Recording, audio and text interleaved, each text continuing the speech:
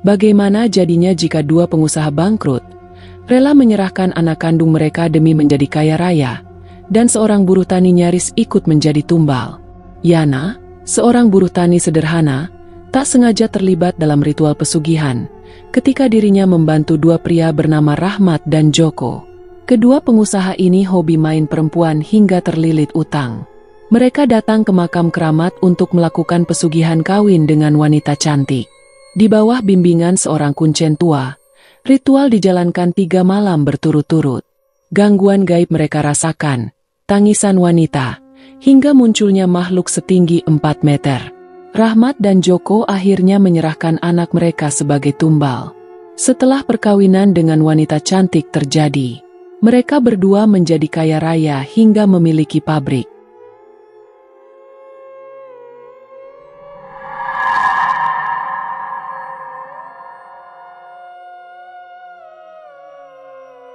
Yana adalah seorang pria berusia 39 tahun, yang tinggal di sebuah desa kecil di kaki gunung. Hidupnya sederhana. Sehari-hari ia bekerja sebagai buruh tani di sawah milik tetangganya. Setiap pagi ia berangkat dengan cangkul tua dan sebotol air putih yang dibungkus kain sarung. Upahnya tidak seberapa, hanya cukup untuk membeli beras dan lauk seadanya. Namun Yana tidak pernah mengeluh. Ia percaya bahwa rezeki datang dari kerja keras dan doa.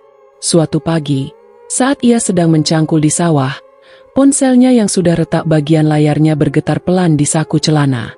Dengan tangan penuh lumpur, Yana mengangkat panggilan tersebut. Terdengar suara dari seberang yang tidak asing baginya. Itu adalah suara salah satu kerabat jauhnya yang tinggal di daerah selatan, sekitar 2 jam perjalanan dari desanya. Kerabat itu meminta bantuan Yana untuk menggarap ladang selama beberapa hari karena para pekerjanya sedang tidak bisa datang. Yana terdiam sejenak. Ia memang tidak punya pekerjaan tetap, tapi perjalanan ke tempat kerabatnya itu membutuhkan ongkos. Sedangkan uang di kantongnya hanya cukup untuk bertahan hidup 2 hari ke depan. Kerabatnya menjanjikan upah yang lumayan, dan juga tempat tinggal selama bekerja. Setelah berpikir sejenak, Yana pun setuju untuk datang membantu. Tapi masalahnya belum selesai. Yana tidak memiliki cukup uang untuk naik angkutan umum menuju tempat kerabatnya. Ia hanya memiliki 2 lembar uang pecahan 5.000. Sementara biaya naik bus ke tempat itu minimal Rp20.000. Sore itu, Yana duduk termenung di tepi jalan desa, memikirkan cara agar bisa sampai ke tempat kerabatnya. Ia menatap jalan tanah merah yang mulai sepi karena matahari sudah turun ke barat. Sesekali terlihat kendaraan melintas, tapi tidak ada yang dikenalnya. Lalu muncullah sebuah truk kecil pembawa sayur yang berhenti tidak jauh dari tempatnya duduk. Sopirnya turun untuk mengecek ikatan tali muatan di bagian belakang. Yana mengenal sopir itu. Namanya Pak Warno, salah satu warga desa tetangga. Tanpa pikir panjang, Yana menghampiri dan menyapa sopir itu dengan sopan. Setelah mengobrol sebentar, Yana menceritakan maksudnya ingin pergi ke daerah selatan untuk bekerja sementara. Pak Warno yang baik hati pun menawarkan tumpangan sampai ke pasar besar di kota terdekat. Dari sana, Yana harus melanjutkan sisanya dengan berjalan kaki atau menunggu ojek. Meski tidak sampai tujuan akhir, tumpangan itu sudah lebih dari cukup bagi Yana. Ia pun naik ke atas tumpukan karung sayur dan duduk di sana dengan hati penuh syukur. Perjalanan malam itu terasa dingin dan berdebu. Namun Yana tidak mengeluh, karena pikirannya dipenuhi harapan bisa mengumpulkan uang untuk keperluan rumah. Truk berguncang melewati jalan berlubang. Lampu depannya menyinari gelapnya jalan pedesaan. Langit malam dipenuhi suara jangkrik dan aroma rumput yang baru dipotong. Beberapa jam kemudian, mereka tiba di pasar kota yang masih menyala dengan lampu-lampu kuning temaram. Yana turun dan mengucapkan terima kasih pada Pak Warno. Setelah itu, ia berjalan kaki menyusuri jalan kampung sambil menanyakan arah ke rumah kerabatnya. Beruntung, ia masih mengingat petunjuk yang pernah diceritakan dulu. Sekitar 1 jam berjalan kaki, akhirnya Yana sampai di rumah kerabatnya. Rumah itu berdiri di tepi ladang luas. Hanya diterangi lampu minyak karena listrik di daerah itu sering padam. Kerabatnya menyambut dengan hangat dan langsung menyediakan tempat tidur seadanya di dalam saung bambu di belakang rumah. Yana menghela napas panjang dan merasa lega. Akhirnya ia bisa beristirahat setelah perjalanan panjang dan melelahkan. Keesokan paginya, sebelum matahari naik tinggi, Yana sudah diajak ke ladang untuk mulai bekerja. Ladang itu cukup luas, ditanami jagung dan singkong yang perlu dirawat agar panennya tidak gagal. Yana mengayunkan cangkul dengan penuh semangat, meski tubuhnya masih lelah akibat perjalanan semalam. Hari demi hari, ia bekerja keras bersama beberapa buruh lain yang sudah lebih dulu dipekerjakan di sana. Meski cuaca panas dan pekerjaan berat, Yana tetap tekun dan tidak pernah mengeluh. Ia merasa senang karena bisa membantu kerabatnya dan sekaligus mendapat penghasilan. Terkadang saat istirahat, mereka duduk bersama di bawah pohon rindang sambil minum air kelapa. Kerabatnya sering memuji kerja Yana yang rajin dan jujur. Dalam hati Yana bersyukur karena bisa diberi kesempatan untuk bekerja di tempat ini. Ia mulai berpikir untuk tinggal lebih lama, jika kerabatnya mengizinkan. Namun waktu berjalan cepat. 7 hari berlalu seperti angin yang berhembus. Pagi itu, setelah menyelesaikan pekerjaannya di ladang, Yana dipanggil ke dalam rumah. Kerabatnya menyerahkan amplop kecil berisi upah sesuai kesepakatan awal. Yana menerimanya dengan wajah senang dan mengucapkan terima kasih berkali-kali. Ia lalu pamit untuk pulang ke desanya keesokan harinya. Namun malam itu, saat duduk di depan saung menatap bulan, muncul keinginan lain dalam hatinya. Ia teringat bahwa tidak jauh dari tempat ia menginap, ada sebuah makam leluhur yang konon keramat dan sering diziarahi orang. Jaraknya hanya sekitar 200 meter dari saung tempat ia tidur. Yana memutuskan, sebelum pulang ke rumah, ia akan singgah dulu ke makam itu untuk berdoa. Bukan meminta yang aneh-aneh, hanya sekedar memohon kelancaran hidup dan rezeki yang barokah.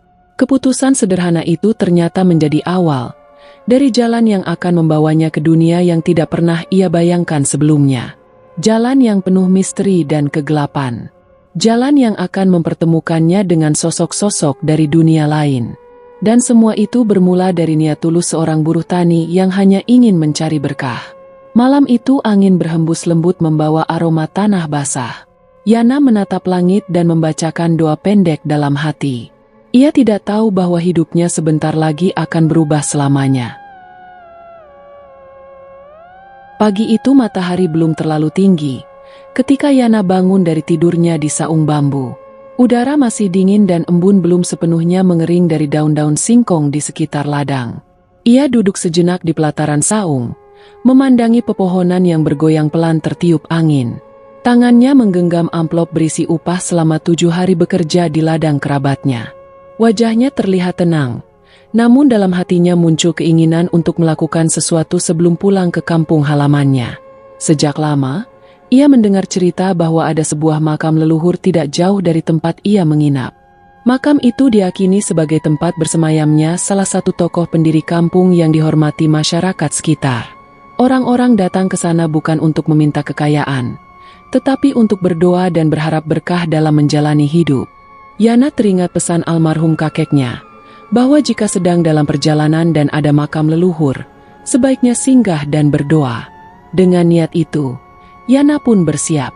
Ia mengambil air wudhu dari sumur belakang rumah dan mengenakan baju koko lusuh yang ia bawa dari rumah. Lalu ia berjalan kaki menyusuri jalan setapak menuju makam yang dimaksud.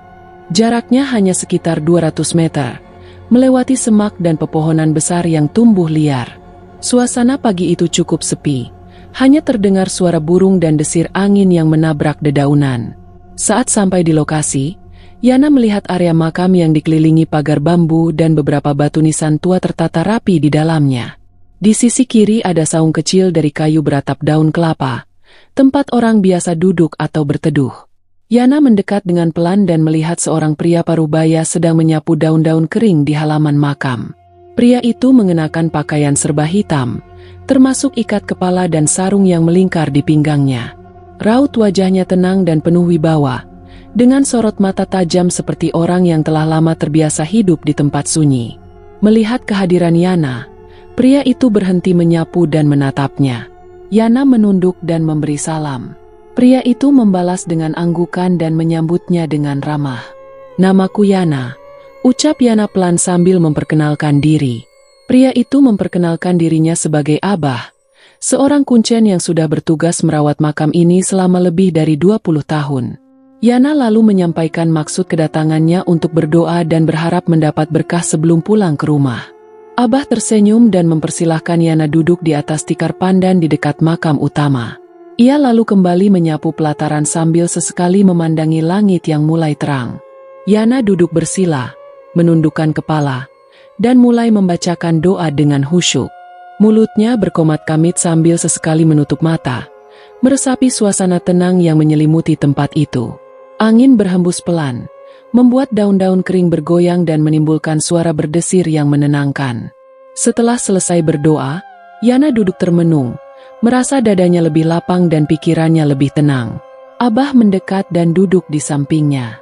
Ia mengajak Yana mengobrol ringan tentang asal-usul makam itu dan siapa saja yang sering datang berziarah. Banyak orang dari luar daerah yang datang kemari, ujar Abah sambil menatap kejauhan. Ada yang datang hanya untuk berdoa, ada pula yang mencari sesuatu lebih dari sekadar berkah, lanjutnya. Yana hanya mengangguk pelan. Pembicaraan mereka tidak terlalu panjang, tapi cukup untuk membuat Yana merasa nyaman. Sebelum berpamitan, Yana menawarkan diri untuk membantu Abah membersihkan area makam. Abah awalnya menolak karena merasa tidak enak, tapi Yana bersikeras. Akhirnya Abah menyerahkan sapu lidi panjang ke tangan Yana. Mulailah mereka bekerja bersama. Yana menyapu halaman makam, memunguti daun-daun kering, dan merapikan bunga-bunga yang layu. Sementara Abah membenarkan posisi batu nisan yang sedikit miring dan membersihkan lumut di atasnya. Pekerjaan itu tidak berat, tapi terasa sangat berarti bagi Yana. Ia merasa seperti sedang membersihkan hati sendiri dari debu dan beban hidup. Hari itu Yana memutuskan untuk tidak langsung pulang ke desanya. Ia merasa terpanggil untuk tinggal lebih lama di makam itu. Setiap pagi ia membantu Abah membersihkan makam dan menata bunga tabur. Siang hari mereka duduk di saung, berbincang ringan atau hanya diam sambil mendengarkan suara alam. Yana merasa damai. Malam hari ia tidur di saung bambu dekat makam, ditemani lampu minyak kecil dan suara jangkrik. Tidak ada rasa takut, justru ia merasa lebih tenang daripada tidur di rumah kerabatnya. Beberapa malam ia bermimpi aneh, tapi tidak mengganggu. Mimpi tentang sosok berpakaian putih yang berdiri di bawah pohon besar, menatapnya dari kejauhan. Sosok itu tidak berkata apa-apa, hanya berdiri diam. Namun Yana tidak merasa terancam, justru merasa seperti sedang diawasi dengan lembut. Ia menceritakan mimpinya kepada Abah, yang hanya tersenyum dan berkata bahwa makam ini dijaga oleh yang tidak kasat mata. Jika kita niat baik, mereka tidak akan mengganggu, kata Abah singkat. Hari demi hari, kebersamaan Yana dengan Abah semakin dekat. Mereka mulai seperti bapak dan anak. Abah banyak bercerita tentang pengalaman spiritualnya selama menjadi kuncen. Ia juga sering menasihati Yana agar tetap rendah hati dan menjauhi keserakahan.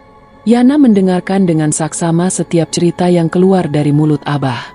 Hingga pada suatu sore yang mendung, saat Yana sedang menyapu halaman makam, dua orang pria datang berjalan kaki dari arah barat.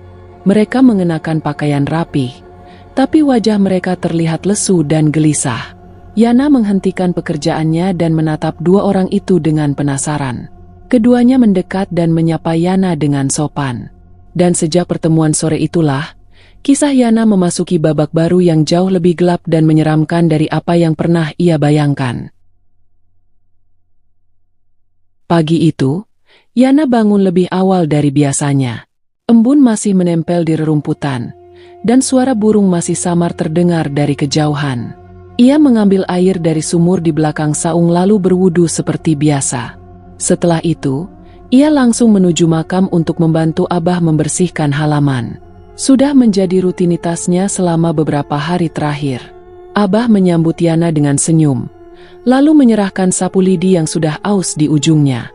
Mereka bekerja tanpa banyak bicara, hanya sesekali bertukar pandang sambil menyingkirkan ranting dan dedaunan kering. Sekitar jam 10 pagi, langit mulai sedikit mendung. Awan-awan kelabu menggantung rendah di atas bukit yang mengelilingi makam. Angin berhembus pelan, membawa aroma tanah yang lembab. Saat itulah, dua orang pria terlihat berjalan dari arah barat. Langkah mereka tergesa namun wajahnya penuh kebingungan. Keduanya mengenakan pakaian bersih tapi tidak rapi. Satu orang mengenakan jaket coklat lusuh, satunya lagi berkemeja biru tua. Yana menghentikan aktivitas menyapunya dan menatap ke arah mereka. Abah juga ikut memalingkan wajah. Matanya menyipit menatap dua tamu tak diundang itu. Ketika jarak mereka sudah cukup dekat, pria berkemeja biru menyapa lebih dulu. "Permisi Pak, apakah ini makam keramat itu?" Tanyanya dengan suara pelan namun terdengar jelas. Abah menjawab salam mereka dan mengangguk. Tanpa menunggu dipersilakan, kedua pria itu langsung masuk ke dalam area makam dan duduk di bel kayu dekat saung. Yana tetap berdiri, memperhatikan mereka dengan rasa ingin tahu. Wajah kedua tamu itu tampak lelah dan mata mereka merah seperti kurang tidur. Setelah memperkenalkan diri, barulah Yana tahu bahwa pria berkemeja biru itu bernama Rahmat. Dan yang satunya, yang memakai jaket coklat bernama Joko. Mereka berasal dari kota yang berbeda, tapi datang bersama untuk tujuan yang sama. Rahmat berasal dari Bogor, sedangkan Joko tinggal di Jakarta. Keduanya mengaku pernah menjadi pengusaha sukses di bidang properti dan perhotelan. Namun beberapa tahun terakhir, bisnis mereka bangkrut secara mendadak. Rahmat bercerita bahwa dirinya dulu memiliki 5 ruko dan 2 rumah kontrakan. Semua habis dijual untuk menutupi hutang yang menumpuk akibat gaya hidupnya yang berlebihan. Ia suka berfoya-foya, sering bergonta-ganti perempuan dan tak peduli pada keluarga. Begitu pula dengan Joko. Dulu ia punya 2 hotel kecil dan 1 showroom mobil. Namun karena terlilit pinjaman dan hidup boros, semua asetnya habis dalam waktu kurang dari 2 tahun. Keduanya kini tinggal menumpang di rumah saudara, dan dalam kondisi tertekan oleh hutang yang belum juga lunas. Mereka datang ke makam ini karena mendengar cerita bahwa di sini ada jalan untuk mencari pesugihan. Pesugihan yang tidak biasa, bukan sekadar meminta uang. Pesugihan kawin dengan bangsa jin, begitu mereka menyebutnya. Yana tertegun mendengar pengakuan itu. Meski ia sering mendengar cerita soal pesugihan dari warga desa, baru kali ini ia mendengar langsung dari orang yang ingin melakukannya. Mereka bertanya apakah benar tempat ini bisa menghubungkan mereka dengan makhluk halus yang mampu memberi kekayaan. Yana tidak menjawab, hanya memandang ke arah Abah. Abah sendiri masih diam, memperhatikan gerak-gerik tamunya dengan tajam. Rahmat lalu membuka dompet dan menunjukkan lembaran uang ratusan ribu yang ia bawa. Ia menawarkan uang kepada Abah sebagai tanda niat dan kesungguhan. Namun Abah menolak uang itu. "Jika memang niat kalian kuat, tunggu sampai malam," ucap Abah dengan tenang. Ia tidak banyak menjelaskan, hanya menyuruh Rahmat dan Joko untuk menginap semalam di makam. Abah ingin melihat seberapa serius niat mereka sebelum membantu lebih jauh. Mendengar itu, Rahmat menoleh ke arah Yana dan berkata, "Kalau kami boleh minta tolong, bisakah kau temani kami malam ini? Kami akan beri imbalan 3 juta rupiah." Yana terdiam mendengar permintaan Rahmat. Dalam hatinya terjadi pergolakan antara keinginan untuk membantu dan rasa takut terhadap hal yang tidak ia mengerti. Namun karena merasa kasihan dan juga tergiur dengan jumlah uang yang cukup besar, Yana akhirnya ikut bersama mereka berdua. Ia menyanggupi untuk menemani mereka berdua malam ini di makam. Abah hanya menghela napas pelan. Ia tahu malam ini akan menjadi awal dari sesuatu yang tidak bisa diundur lagi. Hari mulai gelap. Langit berubah menjadi abu-abu tua dan suara petir terdengar menggema dari kejauhan. Abah pulang lebih awal ke rumahnya di kaki bukit, meninggalkan Yana, Rahmat dan Joko di makam keramat. Ketiganya bersiap menghadapi malam panjang yang tidak akan mereka lupakan seumur hidup. Malam itu suasana makam terasa lebih sunyi dari biasanya. Langit digelayuti awan tebal dan angin malam berhembus dingin menelusup ke sela-sela tubuh. Yana duduk bersila di dekat saung, ditemani Rahmat dan Joko yang terlihat gelisah. Di hadapan mereka, sebuah lampu minyak kecil menyala redup, menari-nari tertiup angin. Rahmat sesekali melirik ke arah jalan setapak, menunggu kedatangan Abah. Joko memeluk tubuhnya sendiri, mencoba melawan udara dingin yang menggigit kulit. Yana mencoba tetap tenang, meski sebenarnya dadanya ikut bergemuruh sejak menerima tawaran mereka siang tadi. Tidak butuh waktu lama, sekitar jam 7 malam, dari arah selatan terlihat sosok berjalan perlahan menuju makam. Sosok itu mengenakan pakaian hitam panjang dan membawa tas kecil di tangannya. Itulah Abah. Langkahnya tenang namun penuh wibawa, seperti seseorang yang sudah akrab dengan tempat gelap dan sunyi. Begitu sampai di pelataran makam, Abah meletakkan tasnya dan duduk di bel bambu di depan mereka. Rahmat dan Joko langsung merapat dan duduk bersila di hadapannya. Yana tetap di tempatnya, hanya memperhatikan dari jarak aman. Tanpa banyak basa-basi, Rahmat menyampaikan maksud kedatangan mereka ke Abah. Dengan suara pelan dan berat, ia mengaku bahwa ia dan Joko ingin melakukan pesugihan. Bukan pesugihan biasa, tapi pesugihan kawin dengan bangsa jin. Mereka tahu bahwa di makam ini ada jalan untuk menghubungkan mereka dengan makhluk halus yang bisa memberi kekayaan. Joko mengangguk pelan, membenarkan ucapan Rahmat. Ia menambahkan bahwa mereka tidak punya jalan lain, karena hidup mereka sudah hancur. Usaha bangkrut, hutang menumpuk, dan keluarga berantakan. Mereka sudah mencoba berbagai cara, tapi semuanya gagal. Kini satu-satunya harapan mereka tinggal pada dunia gaib. Abah menatap mereka lama, seperti menilai seberapa dalam keputusasaan di mata dua pria itu. Kemudian ia menarik napas panjang dan berkata pelan, "Apa kalian benar-benar siap menanggung akibatnya?" Rahmat dan Joko mengangguk bersamaan. "Kami siap," jawab mereka hampir bersamaan, meski suara mereka terdengar gemetar. Abah terdiam sejenak, lalu membuka tas kecilnya dan mengeluarkan sebungkus kain putih. Dari dalam kain itu ia mengeluarkan selembar kertas berisi tulisan tangan, yang tampaknya adalah syarat-syarat ritual. Ia menjelaskan bahwa untuk melakukan pesugihan kawin dengan bangsa jin, ada beberapa hal yang harus mereka siapkan. Pertama, sesajen. Mereka diminta membawa ayam cemani jantan, seekor kelinci putih, 3 butir telur ayam kampung, kembang 7 rupa, dan seikat rambut manusia.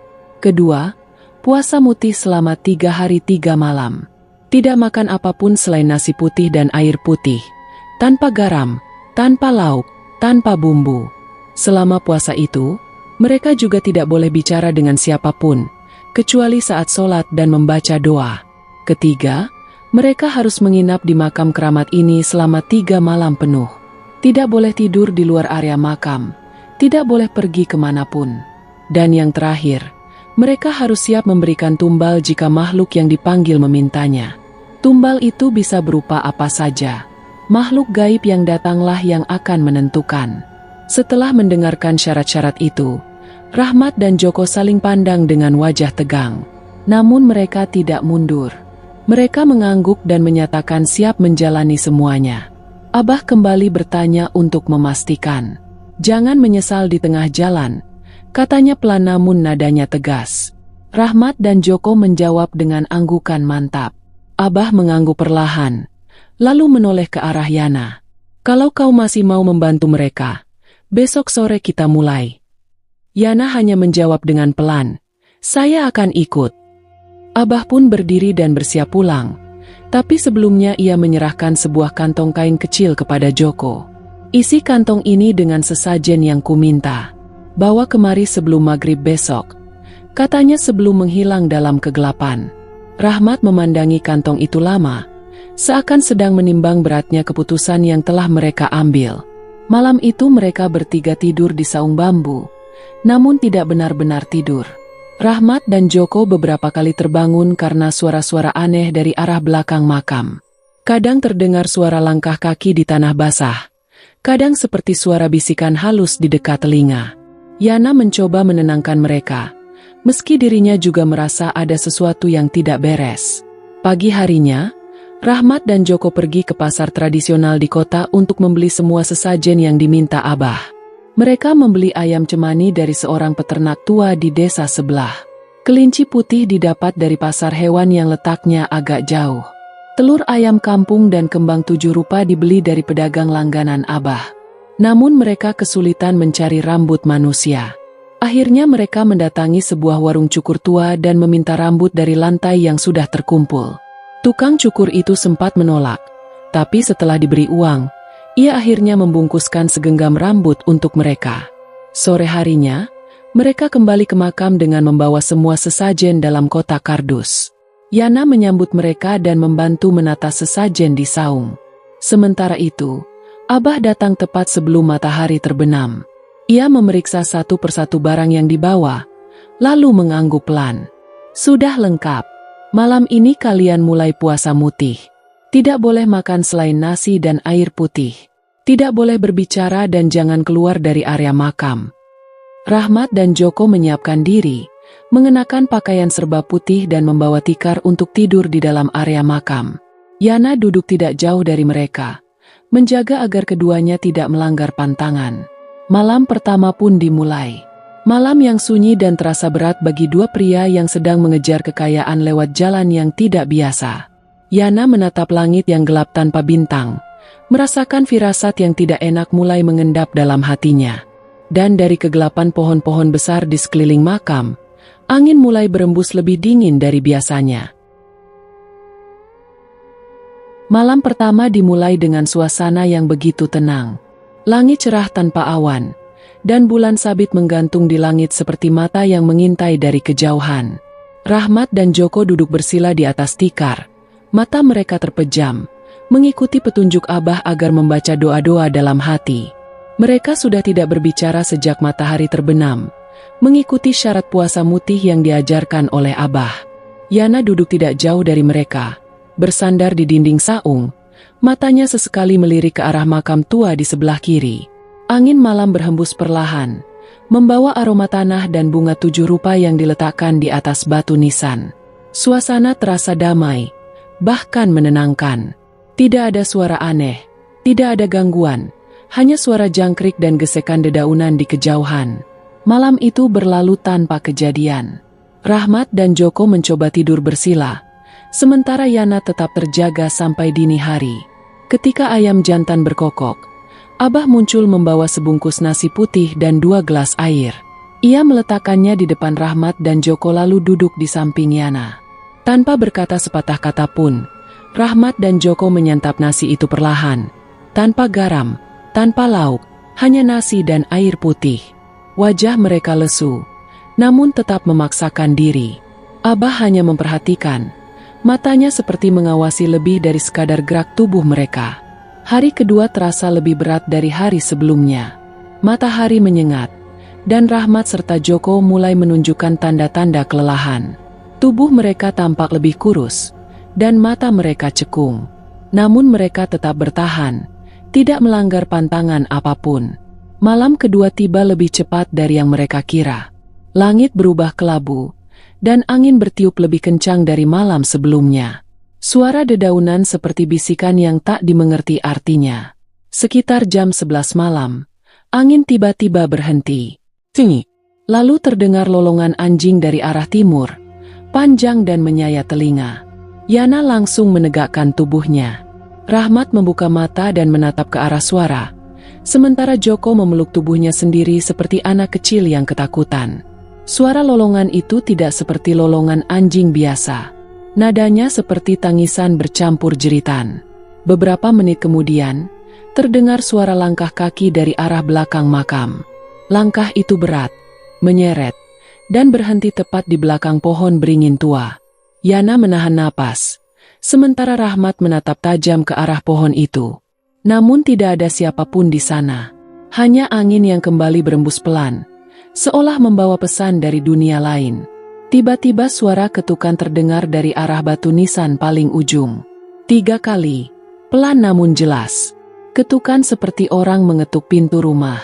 Rahmat dan Joko saling berpandangan. Yana mulai merasa bulu kuduknya berdiri. Tapi mereka tidak bergerak dari tempat duduk. Abah sudah mengingatkan, apapun yang terjadi malam ini, mereka tidak boleh meninggalkan lingkaran tempat mereka duduk.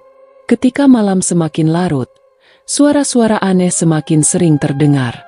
Kadang seperti langkah anak kecil berlari di atas daun kering. Kadang seperti suara orang tertawa pelan. Tapi suara itu terdengar terbalik, seperti kaset rusak. Rahmat mulai menggigil, bukan karena dingin, tapi karena takut.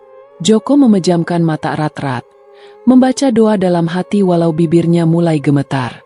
Yana sendiri mulai merasa ada sesuatu yang memperhatikan mereka dari balik pohon. Tatapan itu tidak terlihat, tapi terasa menekan dari segala arah. Malam itu seolah tidak ingin cepat berlalu. Waktu terasa melambat, dan suara detak jam tangan Yana terdengar seperti gong di telinganya. Sekitar pukul 2 dini hari, bau anyir mulai tercium dari arah makam tua di pojok. Bau itu seperti darah bercampur tanah basah. Yana menutup hidungnya pelan, tapi bau itu semakin kuat. Lalu terdengar suara perempuan tertawa dari arah belakang. Tertawa pelan, namun mengerikan. Tawa itu perlahan berubah menjadi tangisan, kemudian senyap seketika. Rahmat sudah tidak tahan, tubuhnya mulai gemetar hebat. Namun Joko menahannya agar tetap duduk di dalam lingkaran.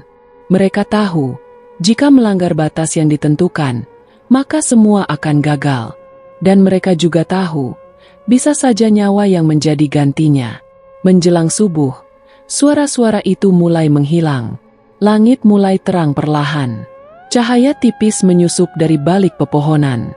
Ayam jantan kembali berkokok, seakan mengusir sisa-sisa kehadiran makhluk tak kasat mata yang semalam mengelilingi mereka. Abah datang dengan wajah tenang, membawa nasi putih dan air seperti kemarin. Rahmat dan Joko tampak lebih lemah dari sebelumnya. Wajah mereka pucat, matanya merah dan tubuh gemetar. Namun mereka tetap menyantap nasi itu, tanpa kata dan suara. Yana hanya memandangi mereka dengan perasaan bercampur aduk. Ada iba, ada takut, tapi juga ada rasa ingin tahu yang semakin besar. Apa yang akan terjadi pada malam ketiga? Apa makhluk itu akan datang dan menampakkan diri? Ataukah justru ada yang akan menjadi tumbal? Tak ada yang bisa menjawab. Yang jelas, malam ketiga akan menjadi penentu. Matahari mulai tenggelam di balik pepohonan. Langit berwarna jingga pekat, seolah memberi isyarat bahwa malam akan segera datang. Yana duduk di samping saung, memperhatikan Rahmat dan Joko yang semakin lemah. Tubuh mereka terlihat lebih kurus, mata sayu, dan keringat dingin mengalir dari pelipis. Puasa mutih yang dijalani selama 2 hari mulai benar-benar menguras tenaga. Namun tak satu pun dari mereka mengeluh. Wajah mereka tetap menyimpan harapan yang besar. Harapan akan kekayaan dan kehidupan yang lebih mewah dari sebelumnya. Di dekat makam, Abah duduk bersila menyiapkan sesajen. Ayam cemani diletakkan di atas nampan bambu, bersama kelinci putih yang terlihat gemetar. 3 butir telur ayam kampung diletakkan di mangkuk kecil, dikelilingi kembang 7 rupa. Semua diletakkan di atas batu nisan yang sudah dilapisi kain putih.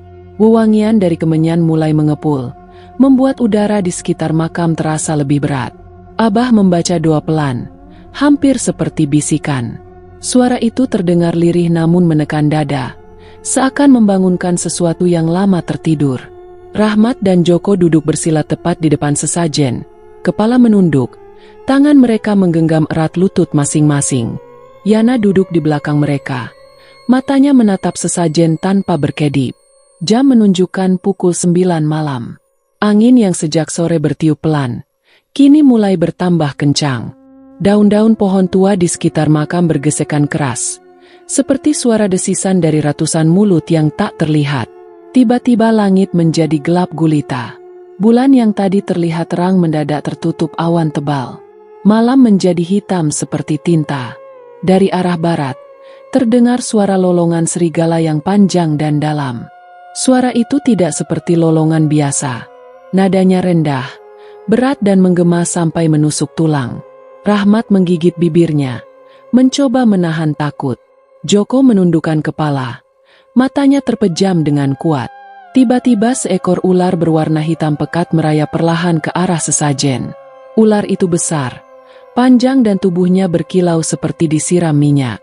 Ia melilit kelinci putih, lalu mematuknya sekali hingga kelinci itu tewas seketika. Yana menahan napas. Namun yang terdengar bukan suara kelinci menjerit. Yang terdengar justru suara tangisan anak kecil. Tangisan itu lirih namun jelas, seperti memohon belas kasihan. Rahmat menutup telinga dan wajahnya berubah menjadi pucat. Joko mulai bergumam sendiri, seperti orang linglung. Ular itu kemudian berpindah ke ayam cemani. Sekali lilit, ayam itu langsung terdiam. Saat tubuh ayam itu terkulai, kembali terdengar suara rintihan. Namun bukan suara hewan, melainkan suara orang tua yang kesakitan. Yana terpaku hingga tubuhnya tak bisa digerakkan. Abah tetap duduk tenang, membaca doa sambil membakar kemenyan lebih banyak lagi. Asap mengepul pekat, menyelimuti area makam seperti kabut. Sesaat kemudian, tanah di depan mereka mulai bergetar pelan. Tanah bergoyang seolah ada sesuatu yang mencoba keluar dari dalamnya. Dari balik kabut, perlahan muncul sosok tinggi besar. Sosok itu setinggi 4 meter, tubuhnya kekar dan penuh bulu hitam. Kepalanya seperti kepala kerbau, namun matanya menyala merah. Tanduknya panjang dan melengkung ke belakang.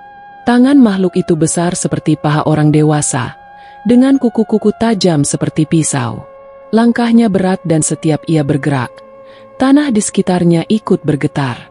Yana terperangah, tubuhnya menggigil tanpa bisa berbuat apa-apa. Rahmat tersungkur, wajahnya menunduk dalam tak sanggup menatap makhluk itu. Joko bergumam tak jelas, mulutnya komat-kamit membaca doa yang entah ia pahami atau tidak. Makhluk besar itu mendekati sesajen. Ia menunduk, mencium wewangian dari kembang 7 rupa. Kemudian ia mengambil kelinci dan ayam cemani dengan kedua tangannya yang besar. Dengan lahap ia menggigit lalu memakannya perlahan. Setiap gigitannya terdengar kasar dan mengerikan. Darah menetes dari mulutnya, mengalir ke tanah yang kering. Ayam cemani menyusul dimakan. Tulangnya dikunyah sampai terdengar suara berderak. Setelah selesai makan, makhluk itu mendongak, menatap Rahmat dan Joko dengan mata merahnya. "Siapa yang siap menerima syaratku?" Suara makhluk itu menggema tanpa membuka mulut. Namun semua orang di sana bisa mendengarnya jelas, langsung dalam kepala masing-masing. Rahmat perlahan bangkit. Suaranya gemetar tapi tegas. Saya siap." Joko mengikuti. "Saya juga." Makhluk itu mengangguk pelan. "Tumbal harus disiapkan," katanya lagi. Suaranya seperti gema dalam gua. Rahmat menunduk, lalu berkata dengan suara lirih, "Ambil anak saya." Joko pun mengangguk. "Anak saya juga." Yana terbelalak. Tubuhnya seperti dibekukan rasa ngeri yang luar biasa. Namun ia tak bisa menyela, tak bisa menolak. Semua sudah berada di luar kuasanya. Makhluk itu berjalan perlahan ke arah mereka. Dengan jarinya yang panjang dan tajam, ia menggores kening Rahmat. Darah mengalir tipis, namun Rahmat diam saja. Kemudian makhluk itu melakukan hal yang sama pada Joko. Goresan itu seperti simbol, tanda bahwa perjanjian sudah disepakati. Makhluk itu lalu mendongak ke langit dan mengeluarkan suara panjang seperti lolongan serigala dan deru sapi sekaligus. Lalu tubuhnya mulai berubah. Perlahan tubuh besar itu mengecil. Bulunya luruh seperti daun kering. Kepala kerbau menghilang, digantikan wajah manusia. Namun bukan wajah biasa. Itu adalah wajah seorang perempuan. Perempuan cantik berkulit pucat dengan rambut panjang yang menjuntai sampai tanah. Matanya indah tapi kosong, seperti cermin yang tak memantulkan apa-apa. Ia berdiri di hadapan Rahmat dan Joko, tersenyum pelan. Saatnya disempurnakan. Suara itu lembut namun membuat bulu kuduk berdiri. Abah bangkit dan menarik Yana menjauh. Abah memberi isyarat agar Yana tidak melihat, agar tak terlibat lebih jauh. Mereka mundur pelan, menjauh dari lingkaran ritual. Dan di antara kabut dan remang cahaya, penyatuan itu pun dimulai. Ritual yang tak lagi bisa diputar balik. Ritual yang menandai dimulainya perjanjian antara manusia dan bangsa jin. Malam semakin larut. Suara jangkrik perlahan menghilang, seolah takut akan sesuatu yang lebih besar. Kabut pekat menggantung di atas tanah, tak bergerak, seperti selimut gaib yang menutupi pandangan. Sosok wanita cantik itu berdiri di hadapan Rahmat dan Joko. Tubuhnya ramping, berbalut kain putih panjang yang menyentuh tanah. Wajahnya halus tanpa celah, namun sorot matanya kosong seperti tak memiliki jiwa. Rambutnya panjang menjuntai, hitam pekat seperti malam yang mengurung mereka. Ia tersenyum pelan, senyum yang tak mengandung kehangatan sedikit pun. Abah berdiri beberapa langkah di belakang, diam dan mengamati. Yana berdiri tak jauh dari Abah. Jantungnya berdegup kencang. Ia tak berani bicara, bahkan untuk menarik napas pun terasa berat. Wanita gaib itu melangkah pelan mendekati Rahmat. Langkahnya tidak menimbulkan suara. Bahkan rumput yang diinjaknya pun tidak bergerak. Ia meletakkan tangannya di dada Rahmat. Sejenak tubuh Rahmat menegang. Lalu matanya tertutup. Wajahnya seolah kehilangan kesadaran. Perempuan itu berbisik sesuatu di telinga Rahmat. Tak ada yang tahu apa yang ia ucapkan. Namun Rahmat mengangguk pelan. Perempuan itu kemudian berbalik dan menghampiri Joko. Proses yang sama terulang. Tangan diletakkan di dada, mata terpejam, lalu bisikan. Setelah itu, perempuan itu melangkah ke tengah lingkaran sesajen. Ia duduk bersila, tangannya membentuk mudra aneh, seperti gerakan tangan penari klasik. Abah mulai membaca doa dengan suara yang lebih keras dari sebelumnya. Doa itu tak seperti doa biasa. Bahasanya bukan bahasa Indonesia ataupun daerah. Terdengar seperti bahasa sangat tua, dengan nada berat dan dalam. Yana mendengarnya seperti suara dari dalam gua yang bergaung pelan namun menekan dada. Rahmat dan Joko menunduk, lalu perlahan membuka baju mereka. Tubuh mereka gemetar, namun bukan karena dingin, melainkan karena rasa takut dan antusias yang bercampur jadi satu. Perempuan gaib itu membuka kain putihnya, perlahan-lahan, dengan gerakan yang sangat halus. Tak ada satupun yang berani menatap langsung. Yana menunduk, dadanya semakin sesak. Abah memberi isyarat agar ia mundur lebih jauh. Yana menuruti. Dari balik kabut, terdengar suara lembut perempuan itu memanggil. Suara itu menggema, menggoda, namun ada aura ancaman di balik kelembutannya. Rahmat mendekat lebih dulu. Ia duduk di hadapan perempuan itu, lalu mereka bersatu dalam ritual. Tidak ada suara, hanya kabut yang semakin pekat, menutupi pandangan. Tak lama, giliran Joko yang dipanggil. Ia melangkah pelan, menahan napas, lalu masuk ke dalam lingkaran kabut. Yana menutup mata. Ia tahu, sesuatu yang tidak bisa dijelaskan sedang terjadi. Abah tetap berdiri tegak, membaca doa sambil membakar kemenyan lebih banyak. Aroma harum bercampur anyir darah memenuhi udara. Kabut berputar pelan, membentuk pusaran rendah di tanah. Lalu angin bertiup kencang, sesaat seperti puting beliung kecil. Tanah bergetar ringan, dan suara aneh terdengar seperti alunan gamelan yang dimainkan di dasar bumi. Ritual itu berlangsung sekitar 10 menit, namun terasa seperti satu malam penuh. Lalu angin mendadak berhenti. Kabut hilang perlahan. Rahmat dan Joko terlihat terduduk di tanah. Wajah mereka basah oleh keringat. Mata mereka terlihat merah, namun bibir mereka tersenyum. Perempuan cantik itu tidak terlihat lagi. Yang tersisa hanyalah sisa bunga 7 rupa yang berserakan, darah binatang yang sudah mengering, dan bau kemenyan yang menempel di kulit. Abah mendekati Rahmat dan Joko. Ia menyentuh kepala mereka berdua, lalu mengusap dahi mereka yang masih berbekas luka goresan. Tanda sudah diberikan, kata Abah pelan. Perjanjian sudah disegel. Rahmat mengangguk pelan. Joko juga. Keduanya tampak seperti orang baru. Yana menatap mereka dengan tatapan bingung dan ngeri. Namun ia tetap diam, menahan semua pertanyaan di dalam hati. Abah berjalan menuju arah barat makam, mengambil kendi berisi air kelapa. Ia menyiramkan air itu ke tanah bekas ritual, sambil terus membaca doa. Asap terakhir dari kemenyan mengepul ke langit. Malam perlahan berubah hening kembali. Tak ada lagi lolongan. Tak ada angin. Yang tersisa hanyalah kelelahan dan ketegangan yang belum reda. Yana duduk di dekat pohon, memejamkan mata. Ia mencoba memahami semua yang baru saja terjadi. Tapi yang ia rasakan hanya satu, ketakutan. Rahmat dan Joko berdiri, wajah mereka berseri. Terima kasih Abah, kata Rahmat pelan. Abah hanya mengangguk. Malam ini belum usai. Kalian harus bermalam di sini sampai fajar. Yana hanya dapat menelan ludah. Ia tahu malam belum benar-benar selesai. Dan ia tahu, Malam ini akan menghantui pikirannya untuk waktu yang lama. Langit mulai menunjukkan semburat jingga di ujung timur. Suara ayam berkokok terdengar dari kejauhan, menandakan pagi mulai datang. Kabut tipis masih menyelimuti area sekitar makam. Yana duduk di bawah pohon beringin. Matanya sayu, tubuhnya lelah.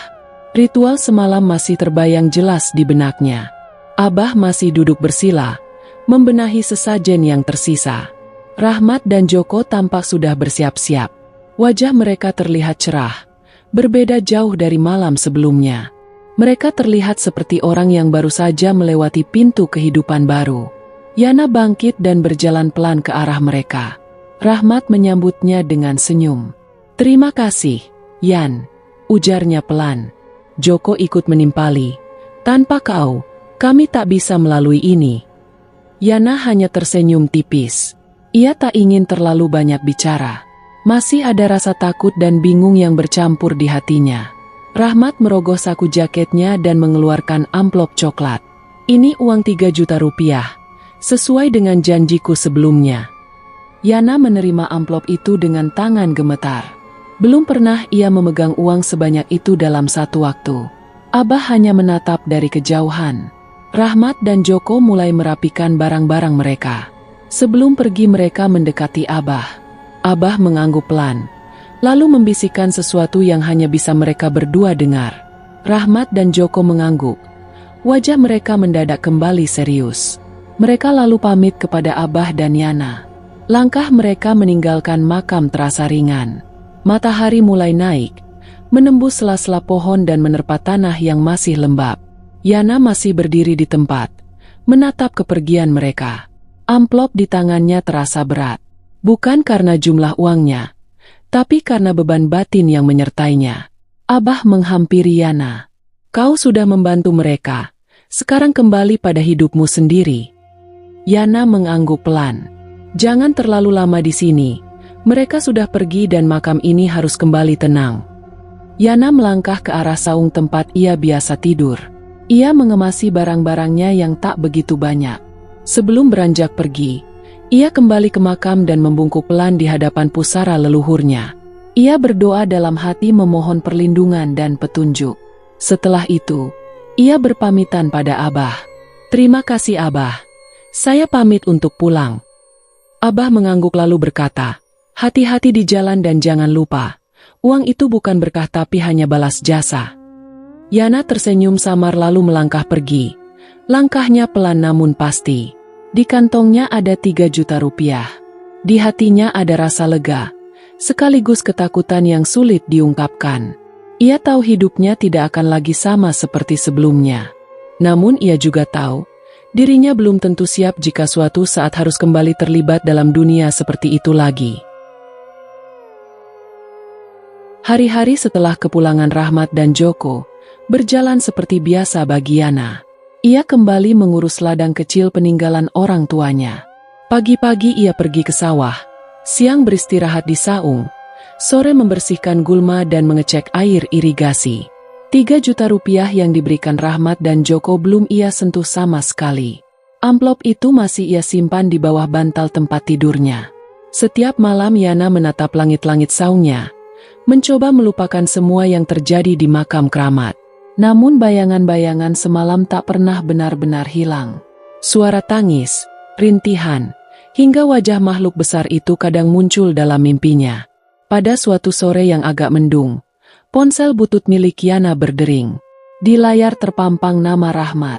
Yana ragu-ragu mengangkatnya, tapi akhirnya ia menekan tombol hijau. "Gimana kabarmu?" Suara Rahmat di ujung telepon terdengar gembira. Yana menjawab singkat, "Kondisi saya baik, Mas." Rahmat tertawa kecil lalu berkata, "Aku dan Joko sepakat, kami mau kirim uang 1 miliar buat kamu." Yana terdiam, seolah tak percaya apa yang baru didengarnya. Rahmat lanjut bicara, "Ini bentuk terima kasih kami. Kau udah bantu kami sampai selesai dan sekarang, semua berjalan lancar hingga kami bisa membuka pabrik, dan semua hutang juga sudah lunas." Yana tidak langsung menjawab. Dalam benaknya, tawaran itu bagaikan durian runtuh, tapi juga seperti tali jerat. Setelah menutup telepon, Yana langsung pergi ke makam keramat. Ia menemui Abah yang tengah membakar menyan di sudut makam. Yana menceritakan isi telepon tadi dengan suara yang lirih. Abah mendengarkannya dengan tenang. Lalu Abah menatap tajam ke arah Yana. "Jangan pernah ambil uang itu," ucap Abah dengan suara pelan namun berat. Yana menunduk. "Tapi Abah, 1 miliar itu uang yang sangat besar. Saya bisa buat beli tanah, perbaiki rumah dan merubah masa depan." Abah menggelengkan kepala. "Uang itu bukan rezeki, tapi umpan untuk menjeratmu. Kau terlibat dalam perjanjian mereka. Jika kau terima uang itu, kau akan jadi bagian dari tumbal mereka." Yana bergidik mendengar ucapan Abah. "Kau sudah diberi imbalan yang pertama, dan itu sudah lebih dari cukup untukmu. Jika kau ambil lebih dari itu, kau akan ikut dihitung dalam ikatan mereka." Yana menarik napas panjang dan di dalam hatinya, ia sudah punya jawaban untuk Rahmat. Hari itu juga ia menelepon Rahmat. "Mas Rahmat, mohon maaf uangnya tak usah dikirim. Aku cukup dengan uang yang kemarin saja." Rahmat sempat terdiam lalu tertawa kecil. "Yakin kamu tidak mau dengan uang ini? Uang ini untukmu. Aku dan Joko ikhlas memberikannya." "Aku yakin Mas. Biarlah aku tetap jadi petani seperti sekarang." Di sini Rahmat tak memaksa kehendak Yana untuk menolak uang itu. Percakapan ditutup dengan ucapan terima kasih. Setelah itu Yana merasa dadanya lebih lega. Yana lalu duduk di pematang sawah, menatap hamparan padi muda yang mulai menguning. Ia tahu, keputusannya mungkin tak masuk akal bagi orang lain. Tapi ia memilih untuk tidak menjual ketenangan jiwanya demi harta yang belum tentu berkah. Dan malam itu, ia tidur lebih nyenyak dari malam-malam sebelumnya.